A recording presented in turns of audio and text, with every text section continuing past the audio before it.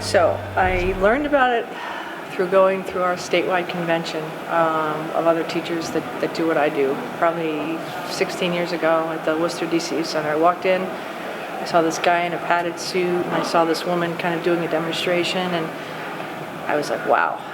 Once I finished the training, which took about 1.5 years of my own time, I was ready to teach it, and then apparently this group got together and they said, well, I don't know if we want to have this here. The content is a little questionable, and we're not going to have that. They said, but you can teach it after school if you want. So I resigned from the school district. I heard it was a self-defense class, and it just seemed very useful because I don't really know any self-defense. Like a lot of my friends thought that I could fight, and I really can't fight. I don't really speak much when it comes to like having problems with people. I tend to just keep things for myself.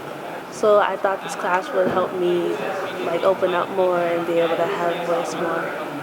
I wanted to be able to travel as a woman alone when I'm a bit older in places all around the world, and I know that's not the standard seems to be that it's not always safe. So it really just goes beyond self-defense, although that kind of is how the class culminates. You know, first I thought it was just going to be this defense class for girls, like it was just going to be, and really I thought it was going to be for girls, so they could protect themselves in a dangerous situation. It sounded, useful, great, but I had no idea that it was so much deeper than that.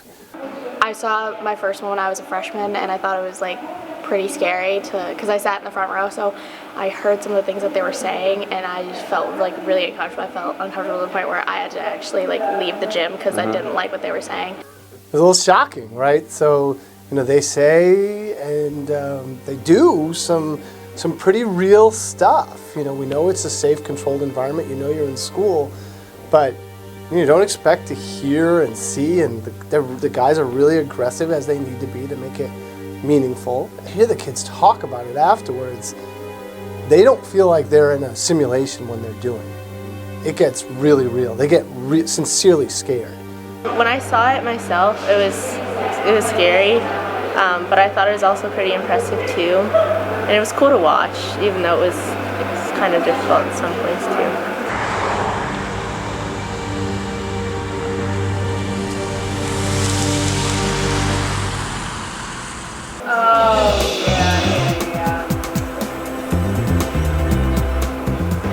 So we did a drawing activity where I was first facing the board and Julia couldn't see, and I had to describe to her how to draw what I was looking at.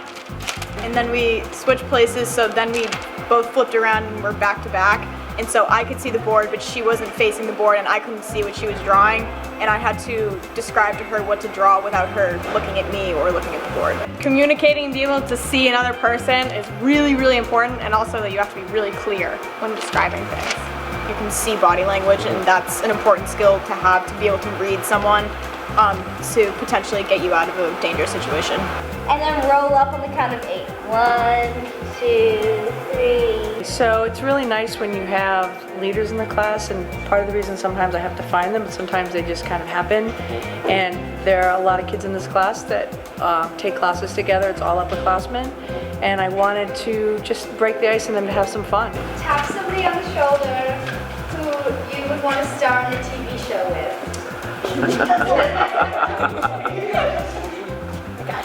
Yeah. Tap somebody on the shoulder who you think has a secret life. So that was what today was all about, and I had a couple students that were willing to just say, yes, I want to lead the class, and they're in some acting classes together. So whenever I can step aside and let the things happen naturally with the students themselves, it's totally a bonus. And just make it an atmosphere where people are going to feel safe and comfortable, because we're going to be moving into pretty soon some really serious content. So trying to kind of build it where it's fun and safe and people feel comfortable. And it's always better when they lead it themselves as opposed to me leading it. So, you know, as much as possible, I like things to come from them. What the students are doing now is they're reading. We go down to the library and the students choose a book of their choice. Usually it's a teen book that deals with possibly some of the issues that are addressed in the class, like relationship violence or depression, things like that, things that teenagers might encounter. And it's another way for the group to bond as a group. So they, it's almost like a reading circle. They all read their books and then they come in and talk about the books, and it helps them dig into some difficult issues and start having those conversations about tougher issues. And it helps start some of the difficult conversations about the content that we're getting ready to move into. And there are 13 tapes, hence the name 13 Reasons Why, and there are 13 tapes of 13 reasons why she decided to commit suicide. And there's 13 different people that she blames for it, and so she explains it on these tapes. So Clay pops in the tape one day, and he all of a sudden just gets engrossed in Hannah's life story, and he realizes that his name is on one of the tapes, and I'm not going to tell you why. If you read this book, you have to prepare to cry, I'm warning you. I read Sold by Patricia McCormick. And so the basic story is about a young girl, her name is Lakshmi, and she lives in a rural village in Nepal with her family. And there's a big monsoon and her family falls into really tough economic times. And so her stepfather says that they're going to almost like sell her into being a maid for a woman at a place called, I think it's like the Happiness House. And it's in India, so they send her to India. But when she gets there, she realized that her stepfather has sold her into prostitution. In my book, it actually discussed, there's this idea of telling a kid that they're ungrateful. Jay is told by his parents that he's throwing away his life, everything they've worked for. He is so lucky, he has all these chances. And I feel like telling a kid, especially a kid who's going through something hard, that they're ungrateful, that they're misusing their privilege. It's very hard to hear that going through a tough time. Yeah, I wouldn't think that you would read in a gym class. That kind of surprised me a little bit, but I did enjoy the activity. I really liked the discussion today. I liked learning about what other people had to kind of say about their books, and it was really interesting to hear opinions that even if I'd read the book, I might not have had myself. So what went on today, the bells were brand new. I got them. I thought, I always try and start with some sort of an icebreaker and just have a little fun to bring us together. So it was music, it was, making sounds, working in groups, and that's why I keep going, let's finish. I let the team down. That was really the point of it. And then just moving on and learning more in our progression of our physical skills. And move in. And yeah! Starting now to get into more, bringing stuff to the ground, so getting into talking about positioning and words and language now as we're getting nearer to, getting ready for our retreat and getting a little bit more into the curriculum. I like to have a balance of doing something fun, conversation that's related to the class, and then a physical piece to the class, so it just doesn't get boring and bland. So kind of to break the ice, we're just going to throw words, phrases, topics, subjects that might be triggers for us, might freeze us up. So let's just throw words out there that are used to dehumanize us, disgust us, make us feel awful. Slut. Whore. Bitch. Definitely cunt. Cunt. That's a yucky one, isn't it? So we haven't gotten into yet, but when we talk about this, we do differentiate between situations that involve familiars, people we know. It could be somebody that we're romantically involved in, or it just could be somebody that we casually see at work, at school, on our team, a neighbor. So those are all in the same category we call familiars versus non-familiars, people we don't know. And again, just to reiterate, what's the one that's more likely to happen we know statistically? Familiars. The project today was to make a skit of a conflict or confrontation that we might encounter in our own lives. So not so much a case of dating violence, but maybe a case of an argument between peers. So the whole point of this is just trying to bring in realistic situations that happen in our kind of our everyday life or not so everyday life, and how do we deal with it, and maybe what are some strategies that can help if we can come up with something. My mom's calling me. I'll be right back. Hey, Mom. Yeah, practice ends at 4. Can you pick me up? Okay, I'll see you there. Where the heck is my water bottle? I know I just left it right there. What the heck? That's my favorite water bottle. I think I need. Julia, did you take my water bottle? Is it this one? This one's mine. I have one with just like it. No, I know for 100% fact that that's mine. Really? Are you sure? I'm 100%. Really? Yes. Really? Yes. Please give it back to me. Are you kidding me? Or you think I stole your water bottle? Yes, I know. I would not do it on purpose. I promise. Okay, Juliet. That's my water bottle, and it's my favorite water bottle. Okay. So really okay. Fine. Fine. Thank you. Okay. Bye. See you. Bye. Yes.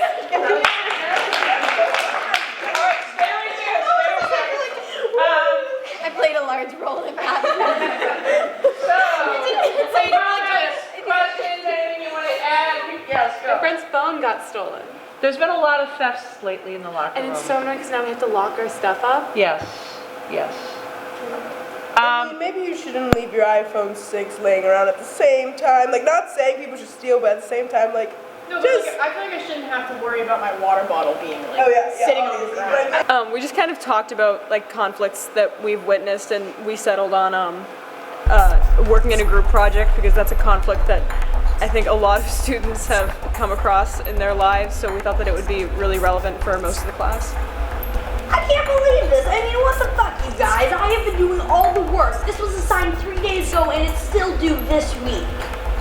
Come on. I mean, you haven't really let us contribute, like, at all. Well, you guys literally haven't offered anything. What is this, freshman year? Well, I mean, I don't want this project to look like a freshman did it, so. Well, do you have any suggestions? I'm listening. We've had suggestions and you've shot them down right away. Shut up. I am just trying to get this done. Sometimes it's just easier to talk to the people first about what you think might be incorrect, and then like talk it through with them rather than just changing things on your own. Because if there's a lot of communication, it makes it easier and there's less fighting and pent up anger. With a familiar, first thing you say is, John, what are you doing? You're squeezing my wrists. John, you're hurting me. So you're going to use the name and name the behaviors. You're together, in the moment it's feeling good, you say yes, but then you know what, 5 minutes into it, you decide to change your mind. What are people's thoughts on that? So when they come in and the kids are kind of getting ready, and we kind of go over maybe if there are students that we need to have an extra eye on. So I have had the privilege of having a social worker in the class with me through the semester. So these are people that volunteer their time. So Lindsay Yamaguchi and Chris Horgan were 2 social workers that volunteered their time in their schedule and spent time with me in the class. So they get to know the students as well. So I'm just letting the pattern instructors know some students that have potential histories, possibly any issues that are important for them as teachers in the class to know about. And we also just come up with little codes to ourselves if we need to take a time out, we kind of step aside, and that's all.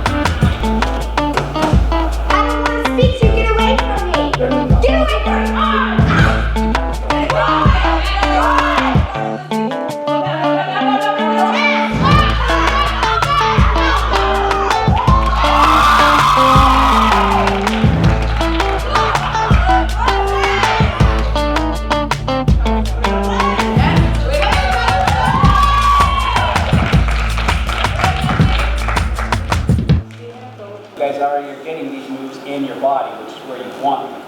You don't need to think about it. You guys are doing great. You're hitting really hard. This is awesome, huh? Sorry. No, apologize. We have the gear. You hit as hard as you can. Like you're not hurting us. You're just like in the gear. When I get hit, I'm like, man, I'm so glad I have this on. Because without the gear, somebody would get hurt. I didn't think there was going to be this big of an adrenaline rush because we were just like practicing for it. And I've been in the self-defense class before, but I've never actually like done the contact like action with the person. So it was definitely really different for me. It got easier and harder as it got on because it was like, okay, like you got more of what to expect, and then but also every time they like added stuff, so it was like you kind of didn't know what to expect at the same time. Because when I first started, I thought I was going to be like really like up there, like really aggressive, like I could do it and like no problem, and then I get up there and it's like really like shut down, like nerves wracking, like I don't want to mess up. So it felt really nice being able to have like a support system around too. I think I did pretty well overall for the first time. I didn't think I would be this like I feel this powerful. Every time I talk about this, it's I get emotional. So Rachel I had at North Junior High School in Brockton, where I started my career, and she's just over the years, I've been teaching almost 25 years, you have people that kind of stand out in your mind. So maybe because this was really early in my career, I had her in class and I also coached her, and then I went on to the high school and I had her at the high school as well. And she just, beautiful smile, just goodness exuded from her. Fast forwarding, I had left Brockton High and went to teach at Medfield. It was July, I believe, of 2004. I had come home from vacation and I looked at the front page of the newspaper and there was this murder-suicide. And shocked to learn that it was Rachel. And I had missed the funeral because we'd been away.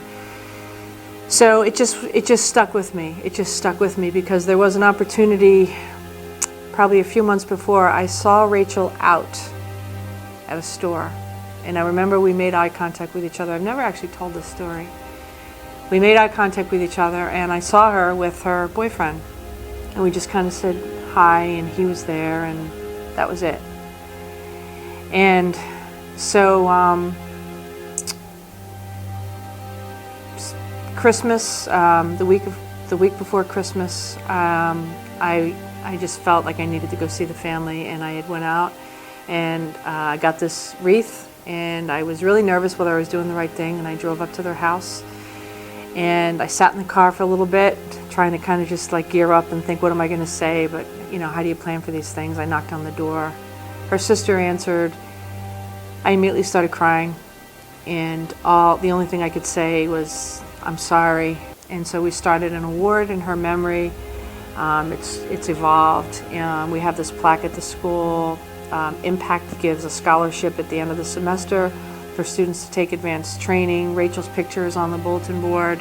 We wear a shirt, and at the bottom has Rachel's quote in her memory, and now her parents and her siblings are a part of almost every graduation. So for whatever reason, it's allowed probably for a little bit of healing for people, but at the same time doing some good. And what I always say, the irony is that Rachel wanted to be a teacher. She always wanted to be a teacher. She is teaching now.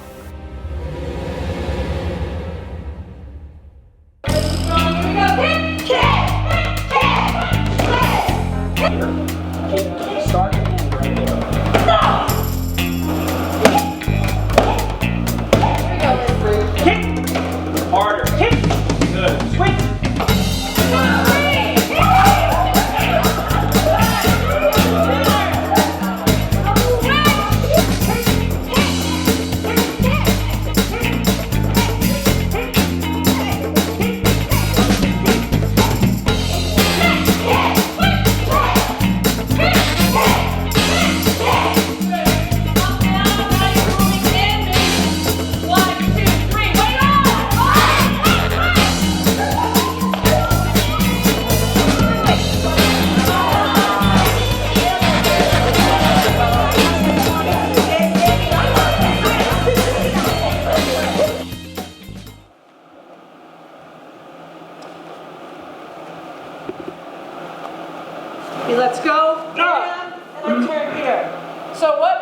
doing, you want to say kind of what you were doing as Yep.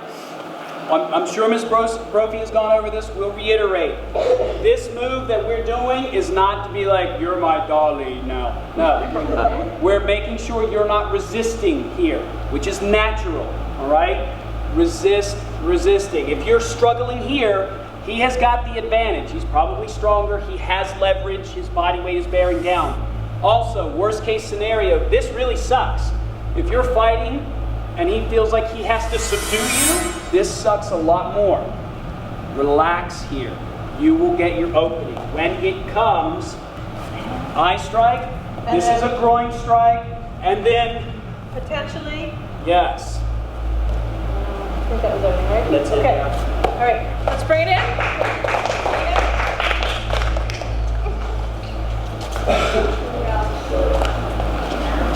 Okay.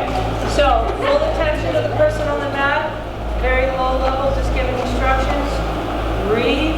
Wait for the opening. Hit the target. Hit it. Get away safely. Stand up. Look. Assess. Report. All right. Right foot in. Together. 1, 2, 3. Together. Left foot. 1, 2, 3. All right. And we're standing here. Everybody is standing.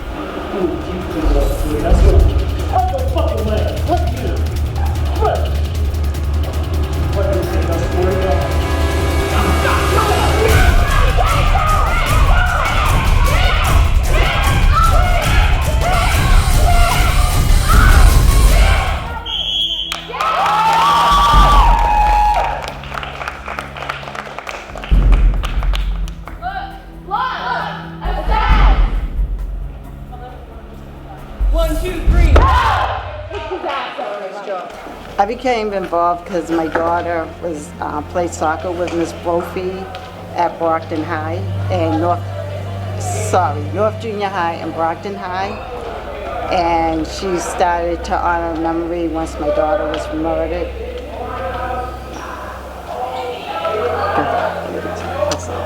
So we're very personally involved in this because of what happened to my sister. And I've heard about the program, but for me to actually see it live and see the girls be empowered and actually take down an offender is really huge for me, because I wouldn't want anyone to ever go through that loss or through one of those situations. So I think she's doing a fantastic job, and I wish it was everywhere, because I deal with the opposite side now. And then when cops show up at your door, detectives saying that my daughter is not in good condition, and I had to rush and go to Mass General Hospital to say goodbye, basically, and that tears a mother apart. Rachel was like a gift, in a sense, and I miss her every day, but she gave me my purpose in life, and I help people through hard times now. So I feel like she's with me every day anyway. Does it make you feel better to see these girls get this training? Oh my God, it makes me feel so good. I feel like they're one of my sisters in there, like just fighting for it. So I feel proud of them. I don't know, it's like a strange feeling from within, just seeing them conquer it, and then afterwards still feel like, they can do anything. All right, so for all the parents that are here, especially the parents, I'm going to just have you right now take a deep breath. Okay? Breathe. for anybody that has somebody up here that you're really concerned about. I'm not going to lie, this is hard to watch. Okay, we're putting them through worst case scenarios. Know that they are prepared, they are strong, they're capable. They are taught to filter out whatever filters coming out of these characters and to be strong. Okay, so when you feel yourself, we're going to be talking to them all day about breathing. Okay, you're going to see legitimate reactions to this stuff. The reason this program is so effective is because of the characters. You're going to hear F-bombs fun. You're going to hear a lot of gross, disgusting stuff that unfortunately happens in real life situations where people are trying to intimidate and use power and control over another person. Here we go.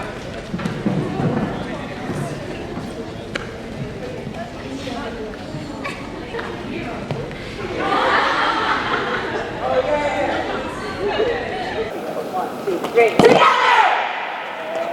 1, 2, great. Stay standing, stay standing.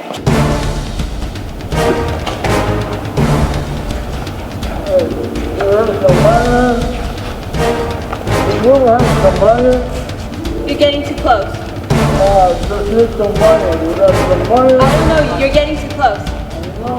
Leave me alone. Leave me alone.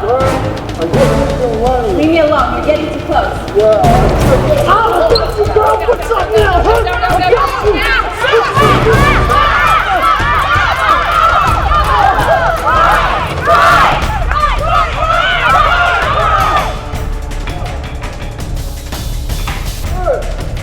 Leave me alone.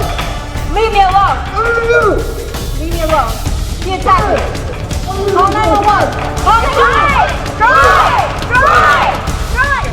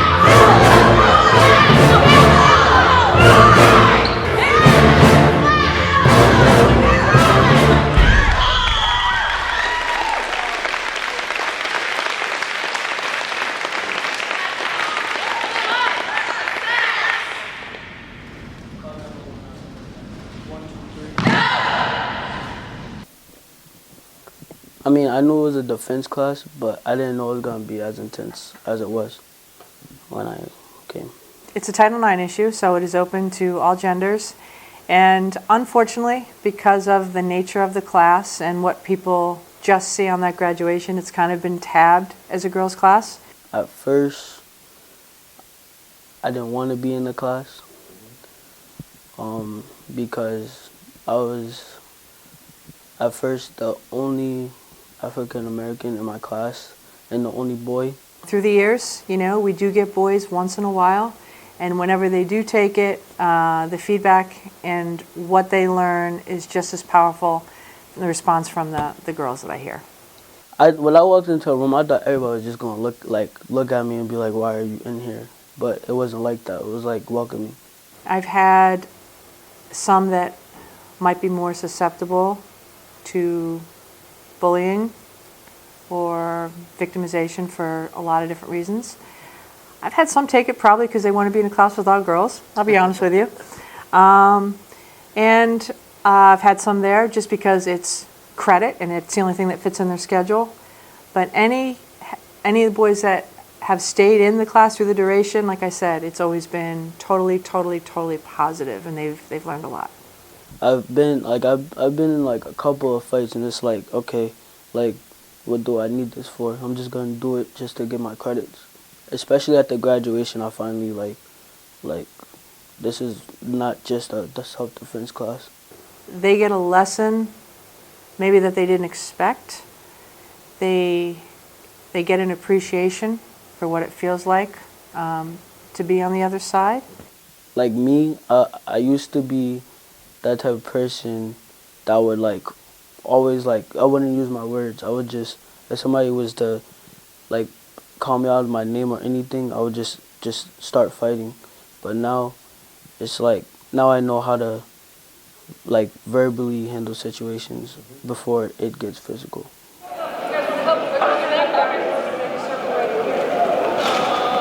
I just feel so empowered after doing that, and I feel like I was one of the girls who got the surprise attack, and the adrenaline was really high, and I felt like I can really defend myself if I was ever in that kind of situation, because I know how to control my adrenaline now. They're speaking to you and even whispering, and people in the line can't even hear and so it just feels super real, and you have no idea what move they're going to pull, and so that really put me in that place. It was intense. It was incredibly intense, but I've also never felt more strong. This day went by super fast. It was weird, but that was really fun, and I'm glad I know all that now. And I didn't think that it would be as in my muscle memory as it was, but it was, and that's a good feeling. For me, I agree with everyone, it's empowering for me, but I also feel like it's important for my mom to see that I am capable of doing this, because she's a worrywart, and so I almost can put her worries to rest a little bit. I have been afraid to take this class forever. This is one class my mom said both my sister and I had to take before we graduated, and I am so glad I did it when I did. I absolutely loved the class, and just having done that with everyone, having grown from being complete strangers, just supporting each other so much out there was so empowering and such a positive experience. All right, so I look forward to celebrating now afterwards. Those going to the boat cruise tonight, have fun. Let's come in and do one last. Not too much fun. 1, 2, 3. Left foot. 1, 2, 3. Lift! I would say that it has kept me in teaching as long as I've been teaching.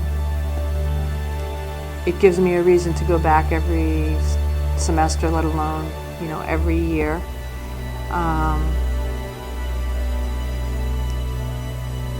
It's probably the one thing I can say where I can see that I'm making a difference, and in that respect for me makes me feel that what I'm doing as a living, my job, is making a difference.